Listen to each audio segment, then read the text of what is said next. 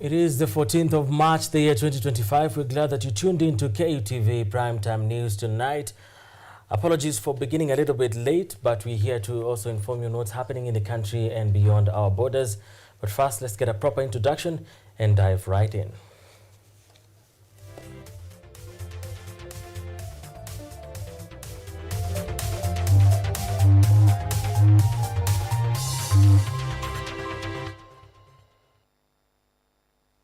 This is KUTV Primetime News with Mutegi K. Martin. And Sami Okello is our sign language interpreter tonight. Welcome to the next an hour or so of information on what's happening in the country and beyond our borders. Later in this particular bulletin, we shall also be having a special conversation about emotional intelligence, also known as emotional quotient by other people who usually love to use the Q word. And of course, we shall be getting to have that conversation with Vicky Karuga, who is Managing Director, Profiles International, among many other awesome things that she does right here on KTV Primetime News tonight.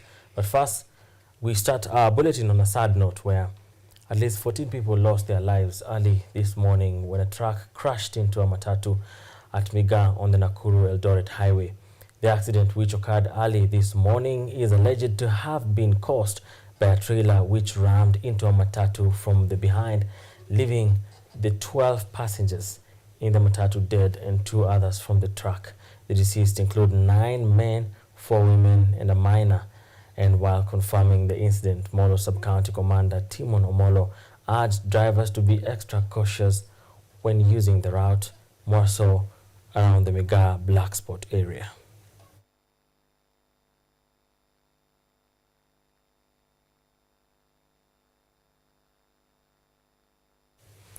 The High Court has upheld the Senate's decision to impeach the embattled Meru Governor Kawira Mwangaza. In his ruling, Justice Bahati Mwamuye stated that the petition did not meet the threshold required to quash the impeachment, validating a Gazette notice communicating her ouster from office. When she was first elected as Meru's first woman governor in 2022, Kawira Mwangaza coiled her name in the annals of history as the underdog who shocked the status quo in Meru politics, flooring the heavyweights, including the former Meru Governor Kiraitu Murungi and former Agriculture CS Mithika Linturi. And just like her historic entry into the county's top seat, her fall is in similar fashion. Today officially marks the end of her premature tenure as the governor of Meru County after the High Court upheld her impeachment, stating that it was done under the dictate of the Constitution. In his ruling, Justice Bahati Mwamuye said that the petition did not meet the threshold required to quash the impeachment and consequently validated a Gazette notice communicating her ouster from office.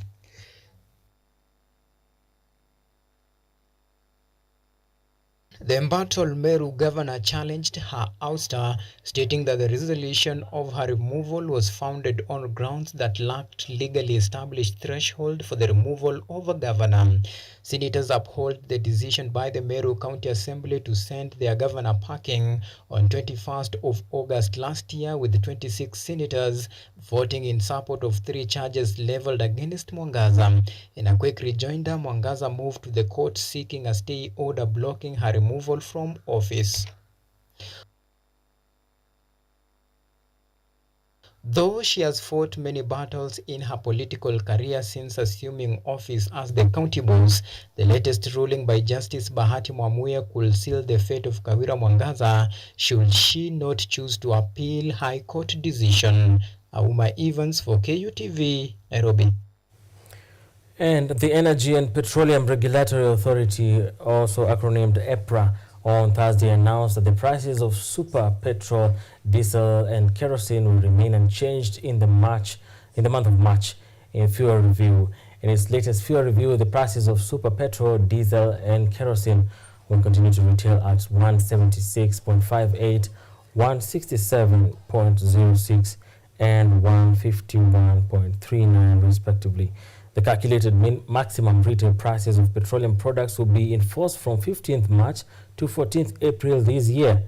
EPRA's review today comes on the backdrop of in the international oil prices and has good news for many Kenyans, particularly motorists who anticipated a hike in fuel prices following recent reports of the regulators' plan to introduce new charges.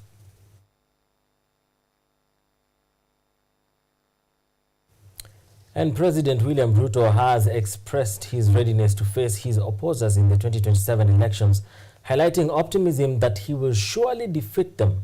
Speaking on the last day of his development tour in Nairobi County, the head of state emphasized that his work would ultimately defend him when election time comes. This comes despite recent remarks by his deputy Kutv, who suggested that the president's goal is not to serve for 2 terms.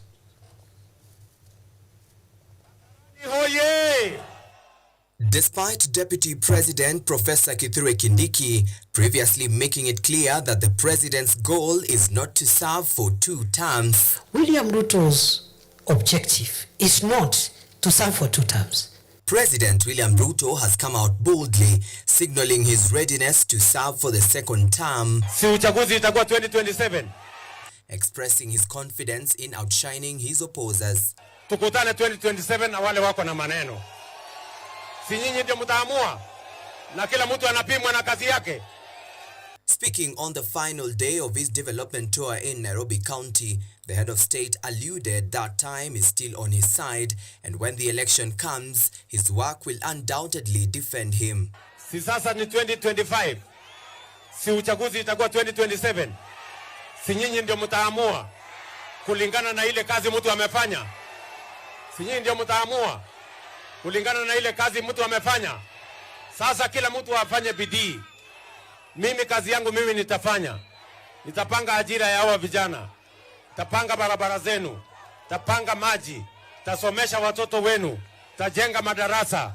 Additionally, the president reiterated his commitment to his alliance with former Prime Minister Raila Odinga, stating that there is no community that will be left behind in Kenya.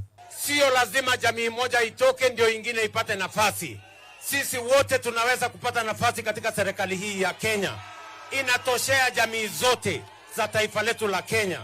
Na ndio tumekubaliana na viongozi wote, akiwemo former Prime Minister Raila Odinga. Tumekubaliana ya kwamba hakuna haja ya siasa ya ukabila ama dini ama migawanyiko ama ubaguzi ama chuki. While subtly hitting at those opposing his handshake with Raila Odinga, Ruto stated that it is his responsibility to unite all Kenyans and that he will not at all relent in this mission. It is my duty as the leader of this country to unite all communities in Kenya, work with all leaders in Kenya, work for all citizens of the Republic of Kenya, because that is what will make us stronger as a nation. We must avoid the things that divide us. And I am going to be firm, I am going to be forthright in uniting the people. As the political scene for the 2027 election continues to take shape, President William Ruto's promises and developmental campaigns continue to gain momentum as witnessed during his just concluded tour to the city where he launched various projects. Sisi wote tuungane kama wananchi wa taifa letu la Kenya. Theo Masharia for KUTV.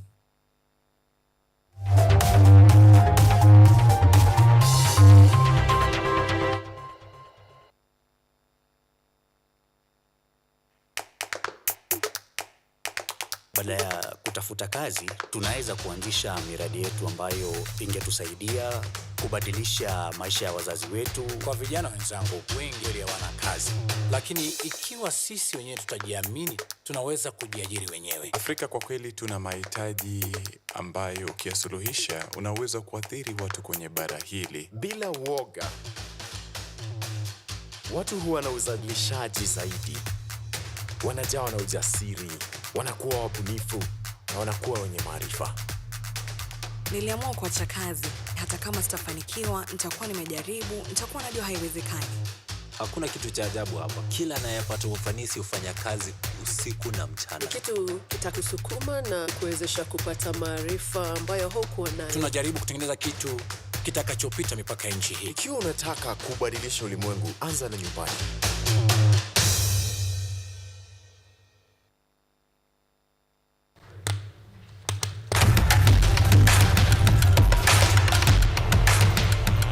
Access to knowledge.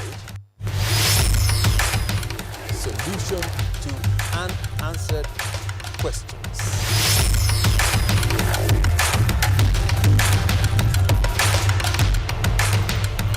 Guidelines to pursuing your rights and repossessing your property, intellectual or material. This and more, only on Law Matters.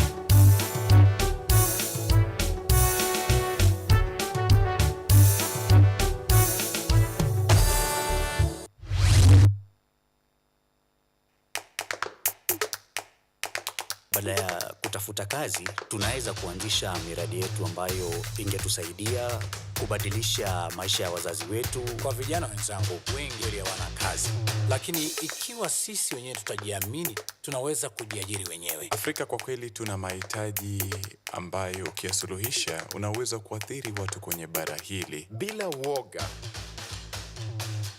watu huwa na uzalishaji zaidi, wanajawa na ujasiri, wanakuwa wabunifu na wanakuwa wenye maarifa. Niliamua kuacha kazi. Hata kama sitafanikiwa, nitakuwa nimejaribu, nitakuwa najua haiwezekani. Hakuna kitu cha ajabu hapa. Kila anayepata ufanisi hufanya kazi usiku na mchana. Kitu kitakusukuma na kuwezesha kupata maarifa ambayo hukuwa nayo. Tunajaribu kutengeneza kitu kitakachopita mipaka ya nchi hii. Ikiwa unataka kubadilisha ulimwengu, anza na nyumbani.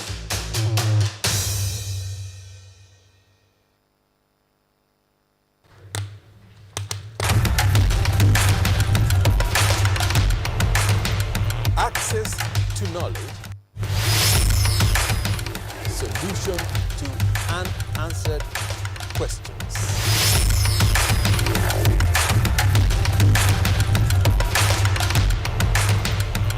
Guidelines to pursuing your rights and repossessing your property, intellectual or material. This and more, only on Law Matters.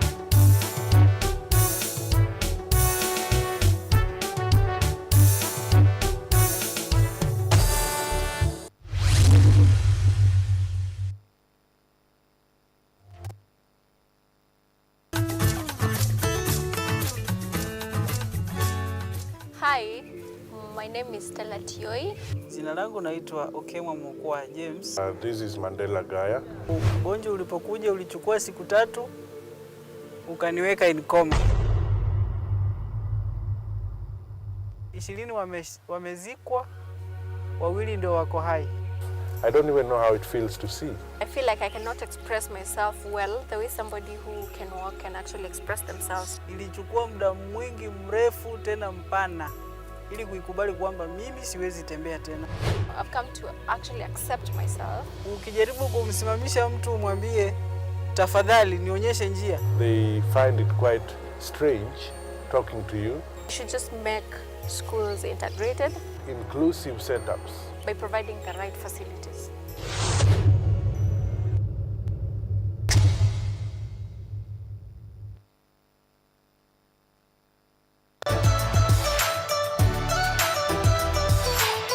So my name is Kutv. I'm Associate Professor in the Institute of Philosophy of Jagiellonian University in Krakow, Poland.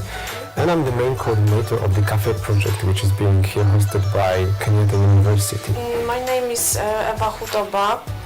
I am a project manager in this consortium. Keep watching cutting edge research at Kenyatta University Television.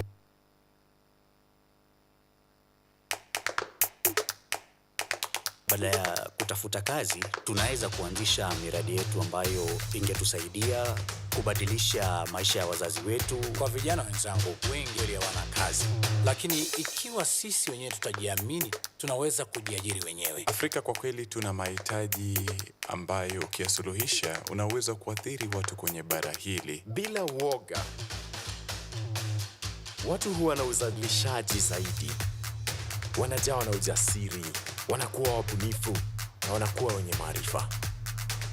Niliamua kuacha kazi. Hata kama sitafanikiwa, nitakuwa nimejaribu, nitakuwa najua haiwezekani. Hakuna kitu cha ajabu hapa. Kila anayepata ufanisi hufanya kazi usiku na mchana. Kitu kitakusukuma na kuwezesha kupata maarifa ambayo hukuwa nayo. Tunajaribu kutengeneza kitu kitakachopita mipaka ya nchi hii. Ikiwa unataka kubadilisha ulimwengu, anza na nyumbani.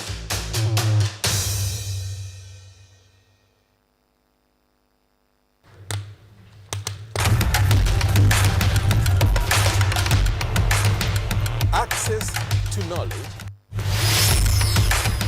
solution to unanswered questions.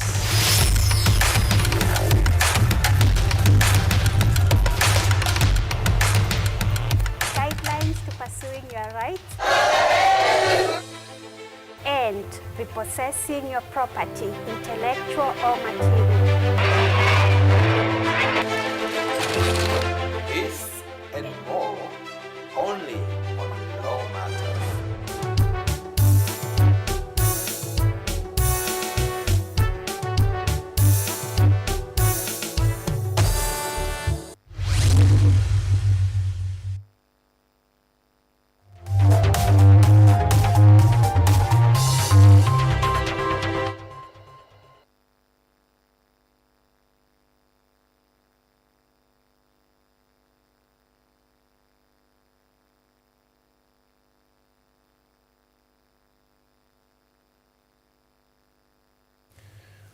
Welcome back.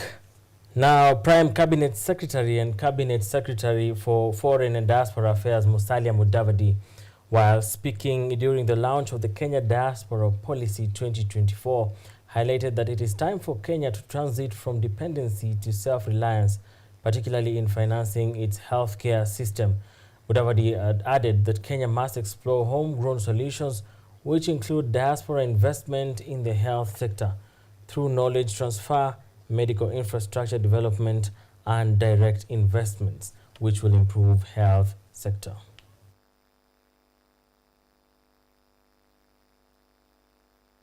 Or do we wake up to some realities and start re-engineering ourselves? Obviously, we will have to, because we have to save lives. Our constitution demands that every Kenyan must be entitled to health care, hence the word universal health care as we are pushing it. So some shocks are coming in. And it's within this framework that we shall need the innovation, the prowess of the diaspora to also help us deal with this challenge now that it's beginning to hit directly and hitting very hard. And a section of leaders and youth from Murang'a County have come out in defense of Kiharu Member of Parliament and former chairperson of the Budget Committee, Dede Nyoro, after Majority Leader Kimani Ichung'wah and Minority Leader Janet Mohammed, who actually stated that Nyoro had been using his position to favor his constituency and those of his close allies in the allocation of development funds. Our very own Ocheng Cynthia has more. 2 days after Majority Leader Kimani Ichung'wah and his minority counterpart Junet Mohammed made sentiments in Parliament accusing Kiharu Member of Parliament Ndindi Nyoro of using his former position as chairperson of the Budget Committee to favor his constituency and those allied to him by allocating more money for development, leaders allied to him have come out guns blazing in his defense. Deeply dismayed to learn of the actions taken by the Majority Leader, none than Honorable Kimani Ichung'wah, and the Minority Leader, Honorable Junet Mohammed, which has led to the removal of Honorable Dede Nyoro as the chairman of the Budget and Appropriation Committee in the National. In a unanimous voice, the leaders urged that these sentiments directly led to Nyoro's removal as budget chair, a move they termed as betrayal, not only to Nyoro but also to the Murang'a people. This is not just a personal affront to Dede Nyoro, but a grave insult to the people of Murang'a, the people of Mount Kenya, and the countless Kenyans who strongly believes in his leadership. Stand united in asking the Majority Leader and the Minority Leader to cease this unwanted attack on Honorable Dede Nyoro, There is no tangible reason to justify the humiliation.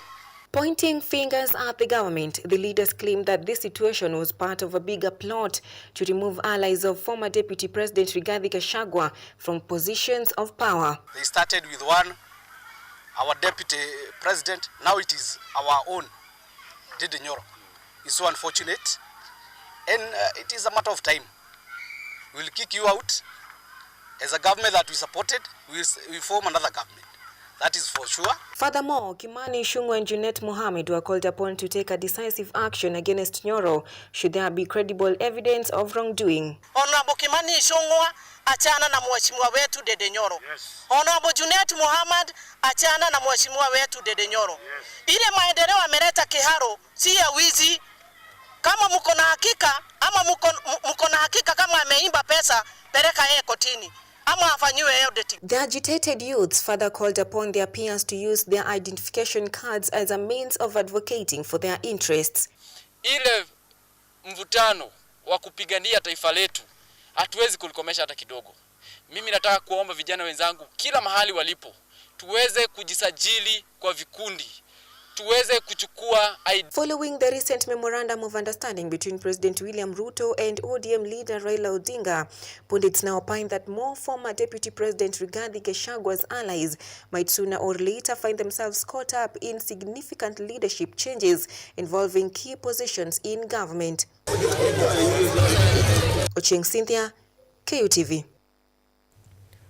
Now, Kenyatta University Television, KUTV, was on the ground today in partnership with the KU Center for Gender Equity and Empowerment and the Mental 360 organization in a bid to engage with its audience while spreading awareness on key societal issues such as ending gender-based violence, GBV, and managing mental health challenges, particularly among the youth. The caravan took off from Kenyatta University, making various stopovers along Thika Superhighway, including Roiro, Juja, and even Githurai. Our very own Yvonne Kimuma was on ground and filed the following report. With music, excitement, and meaningful conversations, KUTV's roadshow caravan made its way through Thika Superhighway, engaging with fans and spreading messages of impact. In collaboration with Mental 360, the campaign highlighted the urgent need to prioritize mental health, addressing common challenges faced by the youth. Ochieng Fred, the program's officer at Mental 360, highlighted the need for such initiatives as he highlighted the various programs that they address. Ours is to create a safe space where people can just come and talk about some of the problems that they have, because the numbers keep on increasing day in, day out. We've seen it also in universities. We've had reports from JQuad, we've had reports from KU being even reported in social media and on TV. And the cult of young people dying by suicide, this is a preventable death. Meanwhile, the KU Center for Gender Equity and Empowerment took the platform to advocate against gender-based violence and inform the public about free support services available for survivors. While speaking on the aim of the roadshow, KUTV's production and acquisition manager Boniface Odhiambo noted that KUTV is keen on offering quality training that goes beyond personal development and business knowledge. We have the needed researchers or expertise for these purposes. So ours is to always ensure we are putting them on the right platform to talk about these areas in an informed manner, or linking our students with the right industry experts so that their knowledge can be well versed while they are in school. So by the time that they are leaving, they already need the needed skills to ensure that they can be successful. TV team stopped at key locations including KM, Kiwanja, Ruiru, Juja and Githurai, where residents got to interact, learn and even inquire about practical training courses. As the caravan wrapped up, the energy and enthusiasm of the participant proved that such engagements are not only entertaining but also a powerful tool for education and awareness. Yvonne Kimuma, KUTV. Now, President William Ruto has warmly embraced the nicknames given to him by Kenyans, making jokes about them in public. Speaking in Kayole, Nairobi County, the head of state lightheartedly urged Kenyans not to stop giving him names until there are 10 names to himself as a representation of the number of years he is hoping to serve as president. James Baraka narrates. Simultanimaliza na hii majina. While seemingly unbothered by the nicknames assigned to him by Kenyans, majina ni mingi. President William Ruto has asked Kenyans to keep up with the trend. Mimi ndio Kasongo.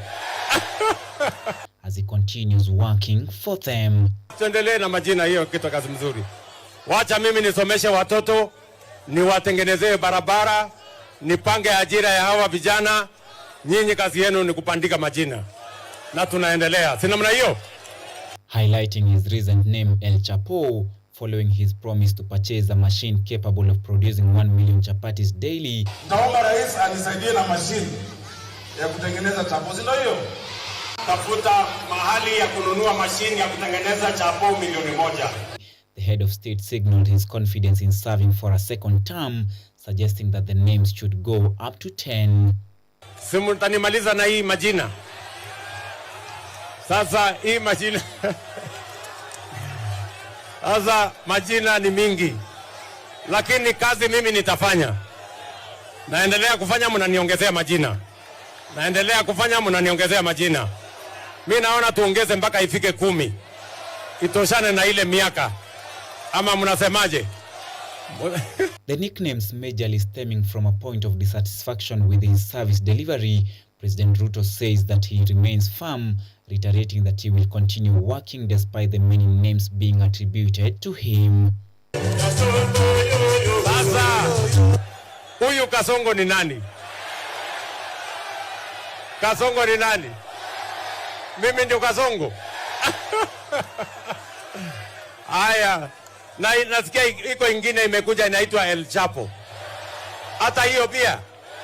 Basi tuendelee na majina hiyo, kitu kazi mzuri. President Ruto completed his week-long tour in Nairobi County today, where he visited different regions including Njiru and Embakasi West, among others, for launch and inspection of developmental projects. Wacha mimi nisomeshe watoto, niwatengenezee barabara, nipange ajira ya hawa vijana. James Baraka for KUTV.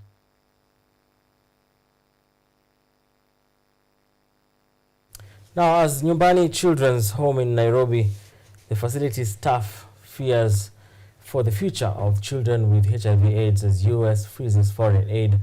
Without U.S. funding, distribution from the Nairobi warehouse, which stocks all U.S. government-donated HIV medicine to Kenya, has ceased, leaving supplies of some drugs worryingly low. According to a former USAID official and a health official in Kenya, the 90-day foreign aid freeze ordered by U.S. President Donald Trump has disrupted the global supply of HIV medicines as well as other drugs for other diseases. Fiona Jones from Reuters reports. In Kenya's capital, Nairobi, children living with HIV/AIDS play.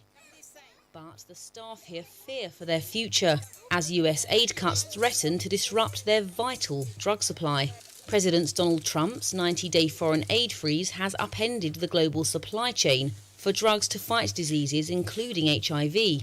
But it's also blocked the distribution of drugs that long ago reached their destination countries.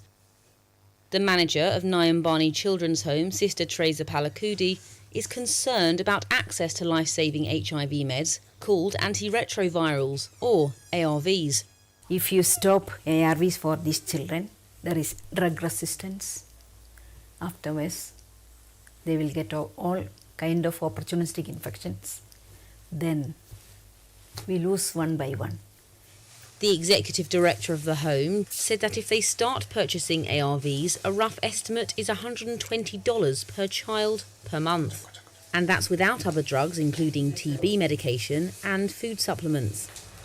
Meanwhile, on the outskirts of the city, millions of doses of ARVs sit on the shelves of a warehouse, unused and unreachable. A Kenya health official said without US funding, distribution of the $34 million worth of medication sitting there has ceased. An ex-USAID executive said this stock, which Washington has not released funds to distribute, includes 2.5 million bottles of ARVs, 750,000 HIV test kits, and 500,000 malaria treatments. In the meantime, Kenya is scrambling to fill the gaps. We are dependent on Treasury to release funds. Kenya's Health Minister, Deborah Barasa, said she expected her government to mobilise funds to allow the supplies to be released within 2 to 4 weeks. but it is not yet clear whether the government has allocated the money to do so. Kenyan Christian charity Meds that runs the warehouse and the US State Department did not respond to requests for comment. We take a short break right here on KUTV Primetime News tonight. When we come back with sports news.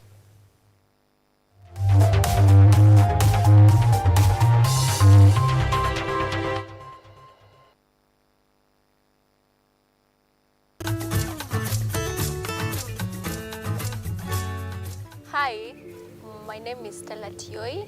Jina langu naitwa Okemwa Mokwa James. This is Mandela Gaya. Ugonjwa ulipokuja ulichukua siku 3 ukaniweka in coma. 20 wamezikwa, 2 ndio wako hai. I don't even know how it feels to see. I feel like I cannot express myself well the way somebody who can walk can actually express themselves. Ilichukua muda mwingi mrefu tena mpana ili kuikubali kwamba mimi siwezi tembea tena. I've come to actually accept myself. Ukijaribu kumsimamisha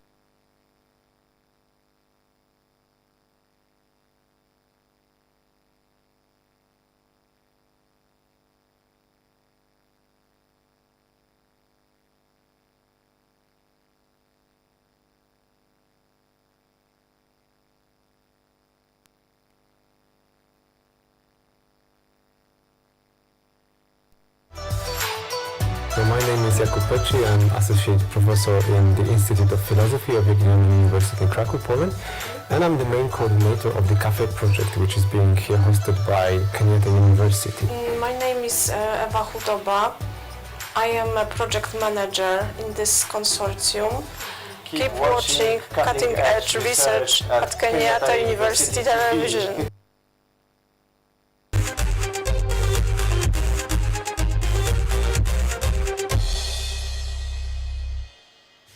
Welcome back, and now let's dive into sports news, where Manchester United skipper Bruno Fernandes netted a hat-trick as Ruben Amorim's men ran riot against 10-man Real Sociedad at Old Trafford to book a place into the Europa League quarter-finals. Fernandes completed his second hat-trick for the club with a low finish across goal into the far corner before fellow Portugal international Diogo Dalot drilled home a fourth goal in stoppage time. The Red Devils will now meet French-based Lyon in the quarter-finals. In other matches played in the UEFA Conference League, Kenan Dewsbury Hall scored the only goal of the game as Chelsea sealed their place in the Conference League quarter-finals with a forgettable second leg win over Copenhagen.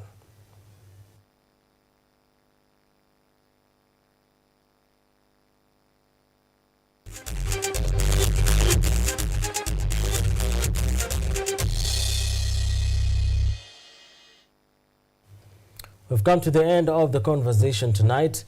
Our sincere apologies, we could not be able to stream or to bring the conversation live, the conversation about emotional intelligence and the GDP, a conversation that we really need to have as a nation in this particular time, even as we get ready to understand what is happening in our nation and the days moving forward, us unraveling that in that particular fashion. But we shall be sure to bring that conversation in a subsequent bulletin coming to you very soon. Our sign language interpreter tonight is Samuel Kelo. My name is Mutegi K. Martin. Good night.